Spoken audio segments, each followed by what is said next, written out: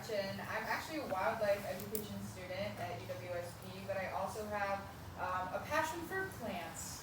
So today we're going to be talking about some local plants and how people have been using them traditionally, and as well as today for things like food, medicine, and more.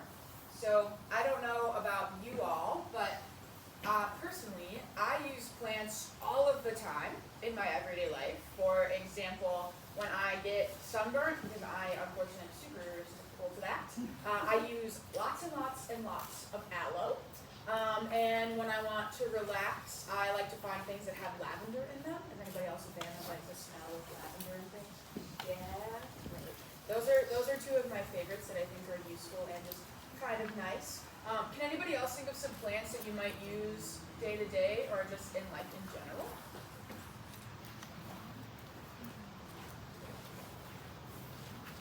You mean for food or? For anything.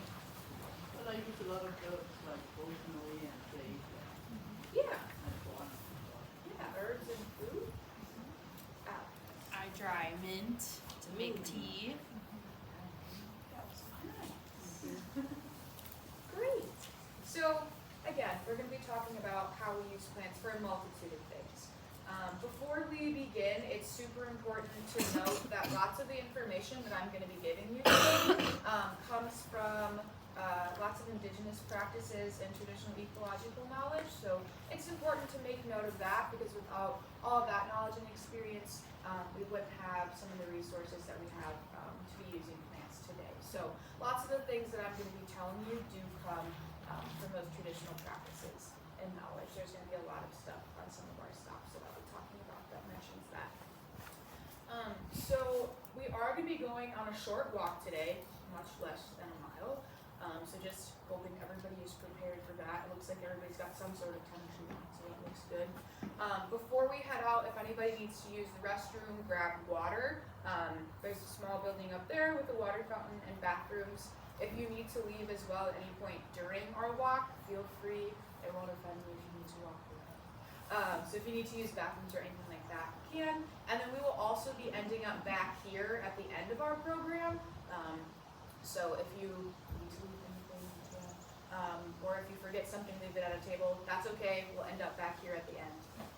So no worries about that. To get started off, we are going to look at some plants that are used medicinally for medicines, some of which you might recognize. We're going to go to our very first stop on our walk, and on the way, if you want to just think to yourself or discuss with the person next to you, maybe some plants that you use for medicine, or if you think of anything through how you maintain your personal health, maybe there's plants you can find in those routines. So think or talk to someone next to you, and then we'll share a little bit when we get there. So if you're ready, if nobody needs to use the bathroom or anything, we're gonna get up and start walking because I know it's cold. So it'll be better once we start. We are going to be stopping along the trail and on the boardwalk at some point. So if there are people passing by, if everybody just wants to move to one side so they can come through, that would be awesome. We got lucky with a spot where we can kind of go off of the trail, but if someone is to walk by, just ask them everybody makes room. So on our way here, is there anything that we thought about with plants and health and medicine? Can you think of anything that they use or that's part of their routines? It's not part of my routine, but I know that the cattails can be used for lots of different things. Yeah, we're going to talk about those later too. Okay. You're already ahead. I love I that. don't see any sumac on the reserve either, but that berries can use for tea. Berries can use for tea. Yeah, the stickers and blackberries. Yeah. Yeah, yeah. That book is like a staple in the environmental education world. I love that book. Yeah. Brandon, you had your hand raised. I was gonna say, for like hair products, like shea, like all the different oils and stuff that you can get from different plants are like just really good, put in your hair. Yeah, that's cool. So people, we've recognized some plants that are in our routines for health and maybe medicines. So there's a bunch of options, and while I would love to talk about each and every single one of them, I don't want to keep you here all day. So I've picked two that I think are pretty cool and local plants that you might have all seen before. Our first one looks like this. Has anybody seen this one? No? Yes. Okay, Dad. Yes? Yeah. This is echinacea, or purple coneflower. Where have we seen this before? Your garden. In your backyard. You planted it. Yeah. Yeah, so this is echinacea. I think this one's super cool. While we can't really find it in Schmeeckle, I did want to include it because it seems like everybody has seen it before. You've planted it before. It's in your backyards. And it has some pretty cool properties. So this one is a flowering plant, part of the daisy family. And traditionally it was used, there we go, I'll hold it like this. Traditionally it was used and discovered by Native Americans. They use it for respiratory tract infections, tooth pain, and snake bites, which I think is interesting. Yeah, I know. So these properties are in order to help support immunity, lower blood sugar, and reduce anxiety. So originally the leaves or the petals of the flower were made into a tea, and while we still use that today, you can still find plenty of teas with this flower in them.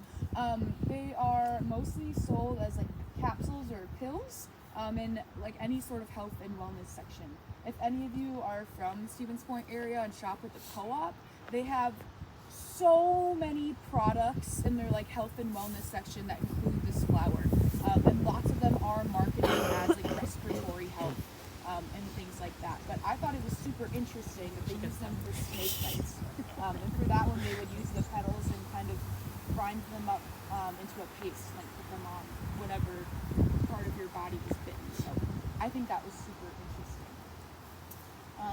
Let's see. The next one is this. Has anybody seen this before? Yeah, if you look on the ground, you're actually probably either standing on some or near some. So, yeah, this is plantain, broadleaf plantain, super common weed that you can find on the ground. Yeah, it does kind of look like spinach. So this is plantain. There's also a Native American plantain, not as familiar, but it has the same properties. And the properties for this plant are that it reduces like inflamed areas, so it reduces inflammation, it can improve digestion, and it can also soothe irritation. Pass around a little leaf of this to everybody. If you want, if you have gloves on, you can take them off for a minute. If not, that's okay. If you want, everybody can have a sample of this. It's just the leaf. Now, I did not pull these from Schmeeckle. I pulled them from my own yard because one of the rules here at Schmeeckle is that we're not allowed to harvest, so we're not going to pick things out of the ground. So it's important to note during this talk too that harvesting of plants should be sustainable or ethical. We want to make sure that what we're taking from the ground is safe and we know how to use it, so we don't want to be picking random things up off the ground.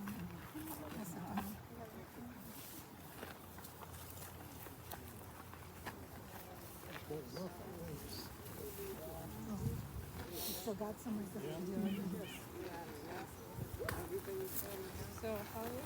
So this one has been used for a really long time as traditional medicine. If any of you saw the Facebook post for this event, this was actually the answer to the question on there. So this one you can use if you crush it up and get some of the juices out of the leaf and rub it on your skin. You can use it to soothe sting nettle irritation. Lots of people have known that like jewelweed grows next to that kind of plant, so that one has the same properties, but this does the same thing. So any sort of irritation like that, I work at a summer camp in the summertime, so when our kids, they would run into sting nettle or they would touch it, you just kind of pull it out of the ground, crush it up and rub it on their arms or something, and it works a miracle. It's great. So this is another plant that does the same thing as jewelweed. So it does soothe that irritation from stinging nettle. This plant also has edible seeds and leaves. say it looks like spinach? Yeah, it looks like spinach. So you can actually steam it or cook it like spinach. I haven't tried it, but I think you, Griffin, did you say it had like a nutty flavor the last time? Yeah. So you can definitely eat the leaves and the seeds from this plant as well, which is kind of interesting considering it grows all over the place. You can find this stuff on playgrounds too, so it's I think that's pretty cool. So modern uses for this, instead of the traditional kind of crushing it up and making it into a paste, you can make it into a tincture. Do you all know what tinctures are? Maybe not. No. So a tincture will be the same thing. You would crush it up and put it in some sort of carrier oil. So whether that's like coconut oil or olive oil, something, and you would put it, most of the time you put it like under your tongue, so that way it gets into your bloodstream. So that's essentially what a tincture is, some kind of oil you put into your mouth. You can also make it into a salve, and it comes in pills and capsules. It's kind of like everything comes in pills and capsules nowadays, but so plantain comes in a variety of methods to use it as medicine. So it's got those large oval-shaped leaves. You can find it everywhere. I encourage you next time you're walking around, taking a walk, you look for it on the ground. It's everywhere in front of you. There's a patch of it here. That's why I like to stop here, because it's all over the place. So as we're walking, you can try to look for it too. It's everywhere. You can see how much of it we can find while we're walking. So medicine isn't the only way that plants can support us. Sometimes they're just at the heart of who we are as people. So as we walk to our next location, I want you all to try and think of foods. So our next stop is going to be all about using plants as food. So on the way to our next stop, think of foods that can be tied to you or your family's culture or identity, something that makes you who you are. So maybe what kind of food, if you had to dedicate one food to you as a person, what would it be? So we're going to head to our next spot. You can talk to the people next to you or just think about it. Everybody good? Perfect. We'll go this way. You can drop the leaves on the ground if you need to. Be careful. Hi. I heard lots of discussions about food. Did anybody come up with ideas on the way here? Yes? Yeah, my family is really Irish, and so we cook a lot of Irish foods, and we have a scone recipe that's like our perfect family favorite. Cranberry orange, and it's so delicious. That sounds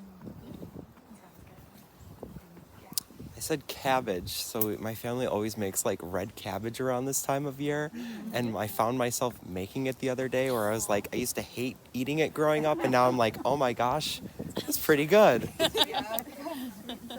Yes, yes.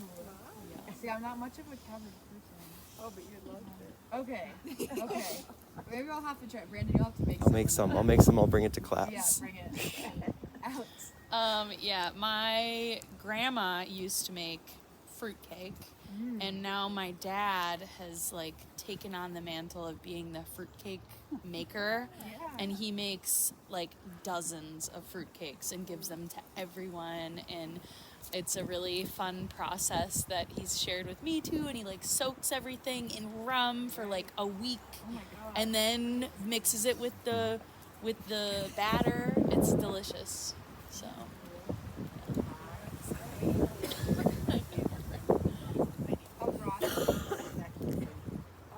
For those of you that don't know, bratzes, so our family is very Swiss, and bratzes are these like super like paper thin cookies that you make in iron.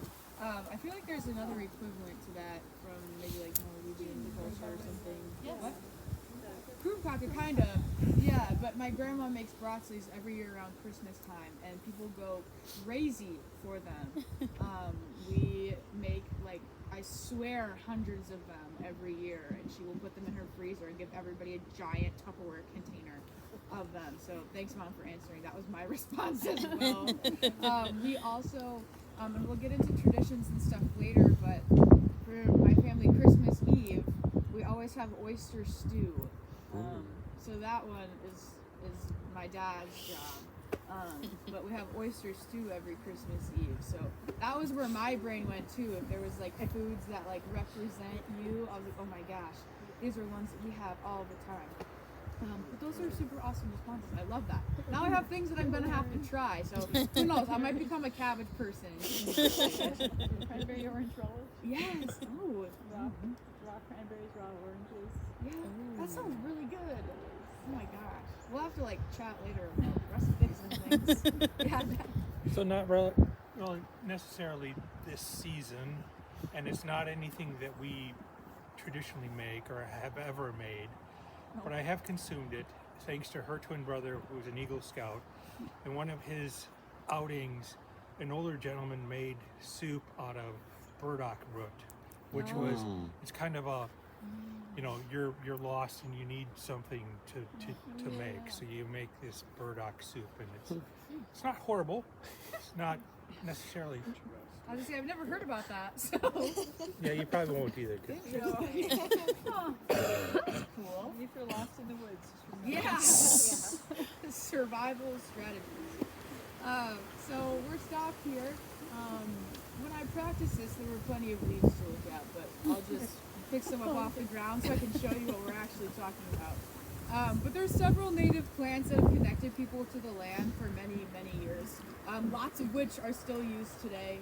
And one of the most common plants that you'll be able to recognize or potentially find in Schmeeckle that I'm going to talk about is the maple tree, which we are surrounded by. There's all of the trees, most of them, 90% of them behind me are all maple trees.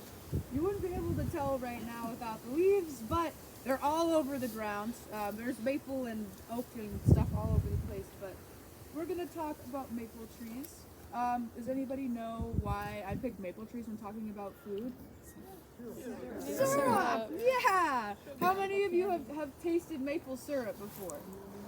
Like everybody? Amazing! So we're going to talk about maple syrup.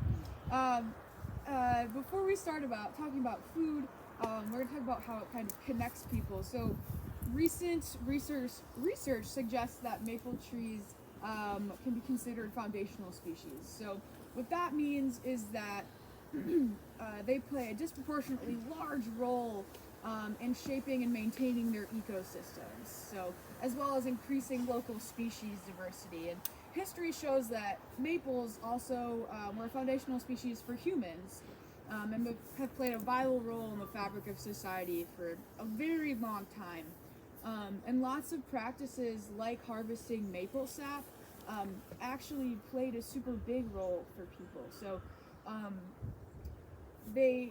harvesting maple sap has served as a marking for seasonal changes and community gatherings for a really long time, because the act of harvesting sap and making syrup was originally utilized by the indigenous people of the Great Lakes area before European settlers came into the area. So those were the very first people that thought, oh wow, this is a really cool thing. And doing that marked the changing of seasons and times that people would come together culturally. So of the 13 different species of maple that are found in North America, only 3 of them actually produce the sap that can be made into the maple syrup that everybody knows and loves. And for the sugar maple, which has the sweetest sap and which everybody likes to make syrup out of, it takes over 40 gallons to make just 1 gallon of syrup. So 40 gallons of sap for 1 gallon of syrup. And I know, how many of you have experience actually making maple syrup? I can say I know a couple of you do. So if you can imagine how much that takes, that kind of explains the community gathering aspect, because it takes a lot of work to get all of that sap and bring it together and boil it down and actually make the syrup that everybody uses. So the maple syrup and maple trees have kind of an interesting relationship with time, as it comes from the traditional indigenous knowledge, and then the Native Americans showed their skills to the European settlers, and we kind of took that and turned it into something different. But it's evolved as times went on. So we use that for syrup and things that we love. We eat it for breakfast, but it can also be turned into different things. So maple has been used for, well, now it's used in lots of different instruments. So it's been used in things like clarinets, recorders, the backsides and necks of like basses and guitars. So a lot of the musicians that everybody knows and loves, like B.B. King, Jimi Hendrix, all of those fun people had a super deep connection to their instruments and the maple wood that they relied upon to use that and make music. And today, over 70% of the MLB baseball bats are made out of maple wood. Because traditionally they were made out of ash, but because of this not so lovely thing called the emerald ash borer, that tree has kind of been a depleted resource, so they've been turning to maple to make those bats instead. So it's not just food and things that we love to eat, but it does connect people to the things they like to do as well. Any questions about maple syrup, things like that? It sounds like people have lots of experience with it. Yeah. It does change as time has gone on. So the syrup season normally begins in mid-January in more southern areas and ends in April in more northern regions, lasting about 4 to 6 weeks. But as the temperature changes, that can change as well, along with many things I think we've all experienced. But from things like food to ceremony to gatherings with friends, plants can help us carry our culture forward. And they also shape the tools and traditions that keep our cultures thriving. So we're going to explore how plants have been used in everyday practices to keep traditions alive. And we're going to head back the other way to talk more about traditions and tools plant-wise. But on the way there, you can think about traditions that you participate in. I know we kind of mentioned that earlier, and some of these foods go along with tradition as well. Like I mentioned, oyster stew, that's a tradition for our family. It happens every year. And traditions can be things like that, but they can also be really small. They could even be habits. People consider habits traditions. Tradition means something different to everybody. So on our way back, we'll think about that and we'll talk about it when we get there too. I will pop back up on the boardwalk. We had everybody though, right? We didn't lose anybody along the way.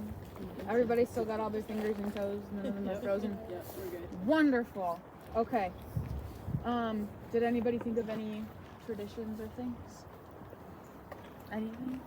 Oh my gosh, yay. Going to get a Christmas tree. Aw. Christmas tree. Yeah.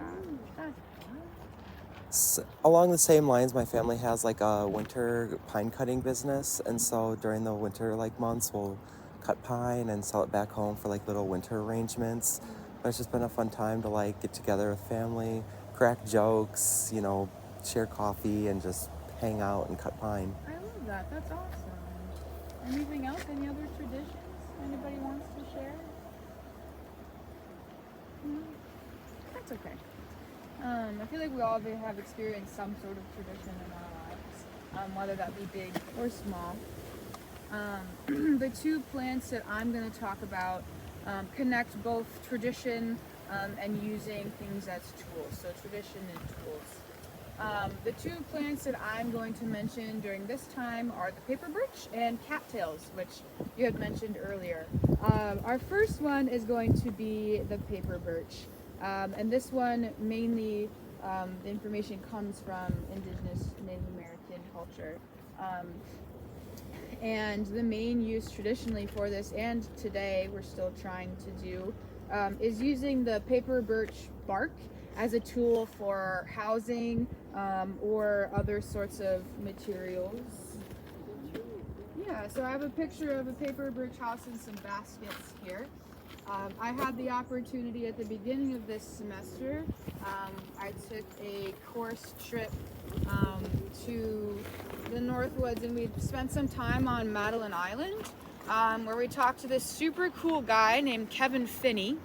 And he was working at the Flicker House on Madeline Island, which is an organization that's trying to bring Ojibwe people back to the island because it's such an important place. And they're trying to keep those traditions alive. And he was actually working on building his own birch bark house. So we got to see it halfway built. And he told us all about the harvesting and things like that. So I wanted to share that with you all because I thought it was such an interesting thing and it was a really cool experience. So when we got there, we got to see something kind of like this top picture. It was half of it, so it was kind of like a little dome that they sat under while they talked to us. And the house that he was building was more of a cone shaped instead, and he had like a wood furnace in the middle of it. It was super cool. But birch bark being used for housing and baskets, it's an important tool because of the qualities that it has. The bark itself is super waterproof. If I had some for you, I would show you, but it's super waterproof. And they use it, you can use it in one layer to build houses, is what Kevin told us. But he was using two just for more support because he's going to live in it year round. And I think he said he's lived in like 4 different birch bark houses throughout all seasons. And he has never once like had a leak of any sort or any sort of like rain coming through because of how waterproof this is. And I thought that was awesome. So it's waterproof, it's super lightweight. As a resource for us today, it's actually also super flammable. I like using it as a fire starter because it works really, really well. So that might be a con of having it as part of your house and having a stove in the middle. But I think it's a super good tool that we can use now if you don't want to build a house out of it. It works really well as a fire starter.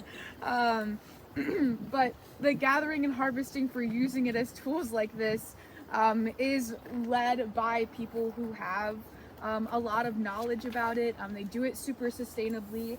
We were talking to Kevin about it, and he said that there's like 2 or 3 people with the organization that he goes with that lead everybody through the harvesting portion because depending on how much you take from a tree, it can have long-lasting damage and things like that. So it's a really valued resource. It is super, super tied into the culture. So people want to make sure that they're doing it sustainably and ethically while they're harvesting it. So it's led by people that have spent like their whole lives dedicated to figuring this stuff out.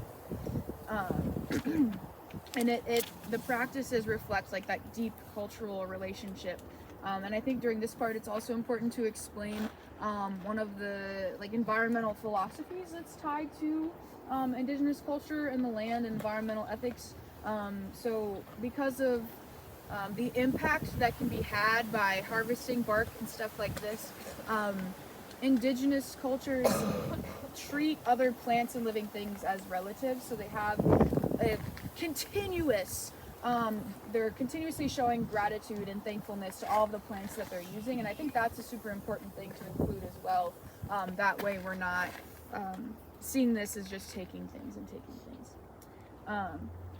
So like I said, lots of people are trying to bring back that tradition, but people still make these baskets today. This is actually a picture from like a listing for selling them that I found. So I thought that was really cool. And like I said, Kevin was building his own house. So these are definitely things that are still being done today. They were also done a long time ago, which brings it into that traditional aspect. The next plant we're going to talk about is our lovely cattails. You had mentioned them earlier, and yes, they can be used for medicinal purposes, but we can also use them as tools. Lots of Native Americans use them as a food source, but also as tools to help make their homes more comfortable. I realize now that you're all looking into the sun and it was hidden, and I apologize, so I'm going to stand over here. You can turn this way. Originally it wasn't like that, so I was like, oh, perfect, but now that I'm standing here, I can see that why people were thinking.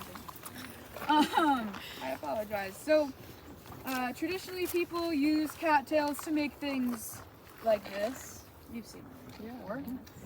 So we have things like cattail mats, baskets, and different roofing materials. Kevin was also actually using mats like these in his house. Hold it up like this.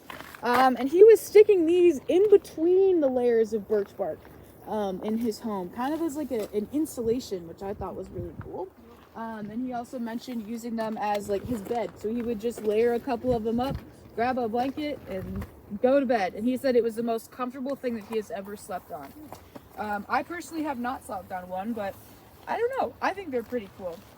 So To make the mats, the leaves would be harvested midsummer, air dried, and then stored. And then to make the leaves more pliable to weave them like this, you would re-soak them in water and then weave them together.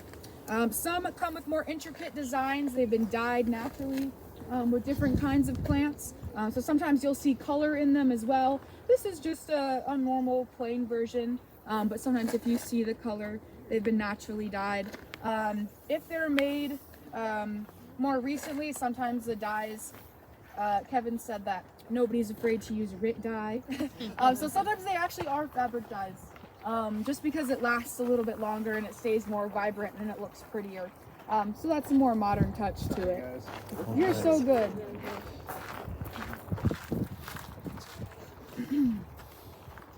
And the feathery mature fruit that you see behind you was actually used to stuff into things like sleeping bags and to line cradles.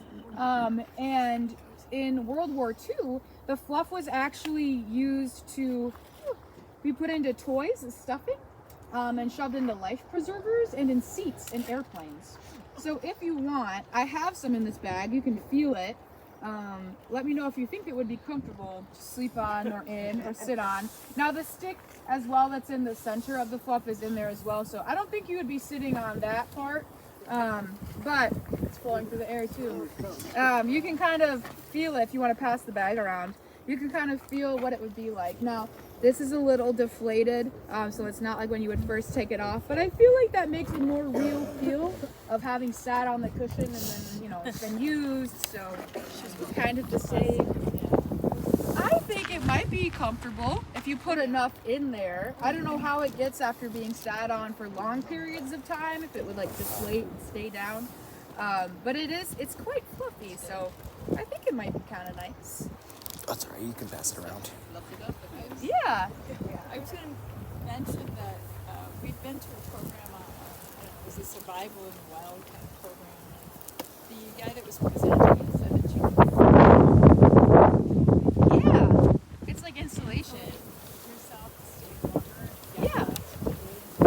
Found yourself in Yeah. a situation. So many of you have like survival tips today. Dad with his burdock stew and now this. That's awesome. That's cool. Yeah, it was lined into cradles and sleeping bags like that for its insulation-like properties as well. What do we think after feeling it? Would you like to wrap yourself in that or sit on it as a cushion? Do you think it might be comfortable? Yeah, it's better than sitting on nothing. So I think it might be kind of nice. Or if you like leave it, if you get enough of it. Yeah. And that's just off of one. And I feel like that's quite a bit from just one. So if you all had to live off the land, if you're in survival situations, since that seems to be the theme for today, what plants do you think you would use? Do you have any ideas? After going over all of this kind of stuff, is there anything else that comes to mind? I know we've talked about a couple of things. Dad, your answer is going to be burdock. You can make your lovely little stew out of it. Anything else that we're thinking of that we might be able to use plants for if we were to live off the land? Or things that you might use already? Yeah, Brandon. I feel like you've kind of touched on some plants having like multiple uses, like for building food. And I feel like white pines have a lot of that. Like you can use the branches to build stuff. You can actually eat the fresh needles and like the inner bark. And like it's also like medicinal. Yeah, you can make tea out of it. So I feel like white pine, like eastern white pine, are spectacular if you were in that like survival strategy situation. The roots of some plants too, like the roots of burdock, but the roots of other plants that you can find are also yellow birch makes great tea. There's a lot of plants that make Vitamin C in it. So. Alex? I was just gonna add on like a lean-to out of, maybe it's eastern white pine or cedar or any kind of tree that drops its branches like that, and they're easy to kind of straight. You can lean them up against a tree, and we see kids make those kinds of forts in the woods a lot, but you could actually use it to protect yourself. Yeah, we do a lot of that out at Swiss Sushi, and I feel like that's like fort building is one of the skills that I've like honed in on these past few years. I feel very confident in my fort building abilities. That's awesome. Any other plants that people would use? No? Okay. So plants were never really viewed as just materials, like people view a lot of things today. Every use was tied to meanings, whether that be gratitude, ceremony, sustainability, identity. And by understanding these traditional relationships, we can see how cultural knowledge and natural stewardship has really shaped the way that we use plants and think about them today. How closely those things are intertwined. So we're gonna wrap up and head back to the pavilion. We'll talk a little bit there, but on the way there, if you want to talk to the people around you about what we've discussed today, maybe there's anything new or surprising that you learned, maybe there's something new you're gonna take with you. You want to find burdock and make a stew now that you've heard about it. I'm gonna go look up cabbage recipes. So maybe if there's anything that you're gonna research further, talk to people around you about that. If you have any other questions, think of those too. I'll try to answer them to the best of my ability. But we're going to walk back up to the pavilion. Okay, so now that we've learned about how people past and present have relied on plants for food, medicine, and more, I hope that you all have learned something new today. Did we all learn at least maybe something new today? Yes. Yes. Oh, good. That was my goal. Maybe you've been inspired to do some more of your own research about plants in your area, even your own backyard. I highly encourage you to look up more about the plants surrounding your home.